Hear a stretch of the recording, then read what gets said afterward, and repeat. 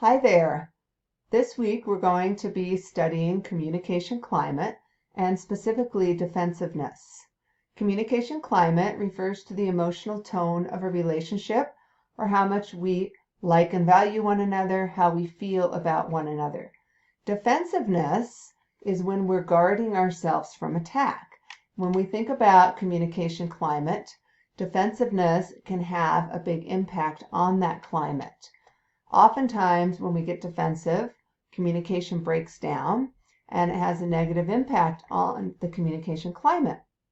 We typically get defensive because we're guarding ourselves from anything that threatens our face or the image we project to the world. And typically, that's because we feel our presenting self is attacked, so part of that face. Sometimes the criticism is correct, and as human beings, we have a need for approval.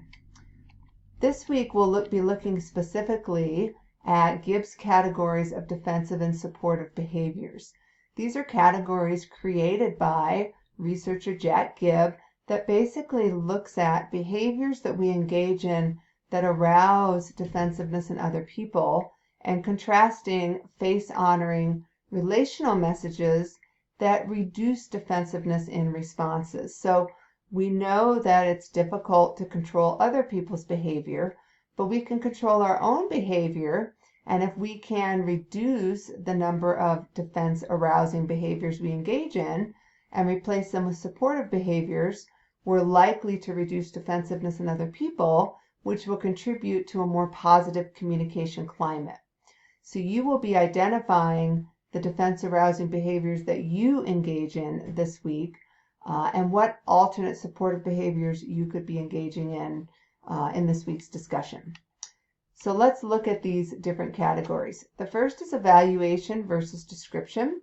Evaluation is when we use judgment statements and they show a lack of value. So you language that is basically implying I'm fit to judge you. So you're so rude, you never do anything right, you don't know what you're talking about.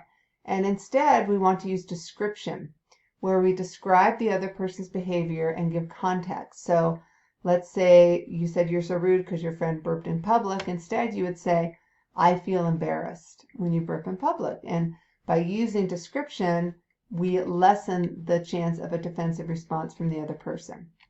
Next is control versus problem orientation.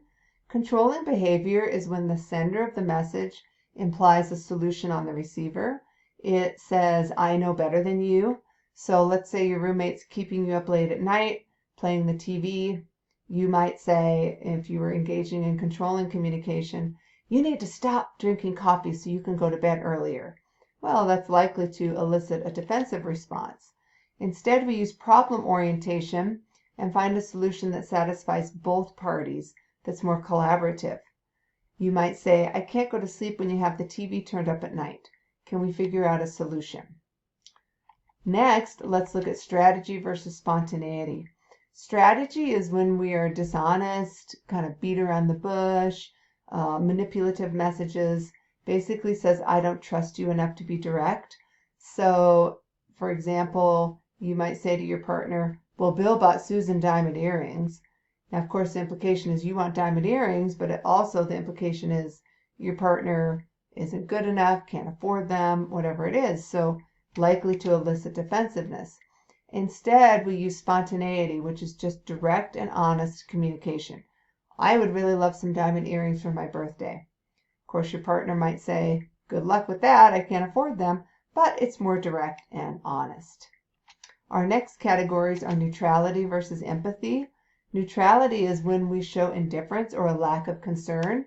So let's say your friend took a test that was really tough and didn't pass, and they tell you and you say, bummer, you didn't pass the test. That's pretty indifferent and really shows a lack of concern. Instead, we would want to show empathy or empathic type of responses. We put ourselves in another person's shoes and we might say, I know you tried your best on the test. It was really tough. And that gives the other person more support. Next up, we look at superiority versus equality.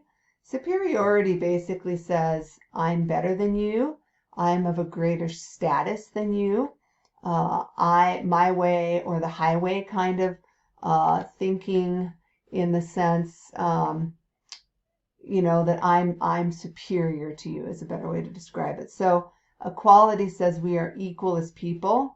So instead of saying, no, I know best, that's not the right way to do it, we would say, if you want, I can show you a way that worked for me. So I treat somebody as my equal. Nobody likes to be treated as an inferior person to someone else.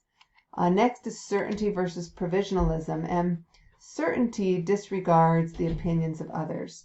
So there's a real low tolerance for disagreement. I'm certain that I know all of the answers if I engage in certainty, and the reality is that there's a lot of answers to most problems.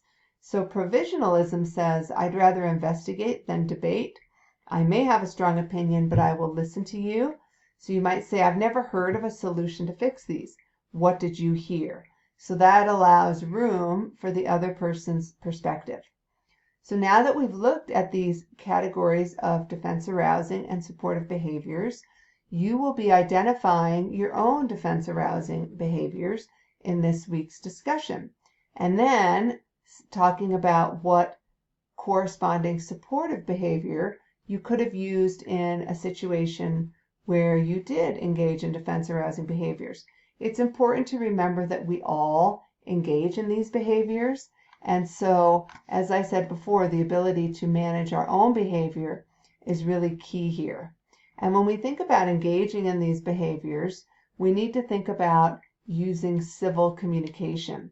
And when we think about civil communication, we're thinking about being civil to the other person in the sense that we are engaging in civil dialogue.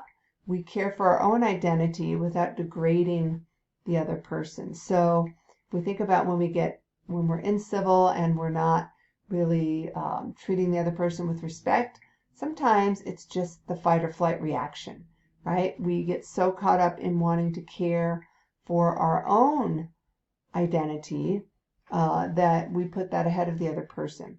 And that can really have a negative impact on the communication climate.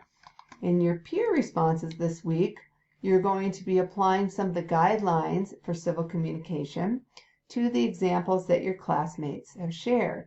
So here's those guidelines. We'll talk about them briefly. They're discussed in your text. When we get into conversation, we come with the goal of learning rather than trying to be correct. We ask the other person for clarification. We look to find common ground, and you can find common ground with anybody. We acknowledge their perspective and empathize. We keep our tone civil. We talk about our communication. So if you recall back to earlier in the semester, this idea of meta-communication, when we talk about how we communicate, we take responsibility for our part of the communication and our part of potential problems. We allow both parties time to talk. We consider a timeout. Sometimes it's good to step away, and sometimes it's great to schedule a time and place for a conversation so that somebody doesn't feel hijacked. So by following these guidelines for civil communication, we're much more likely to have a positive communication climate in our relationships. Thank you.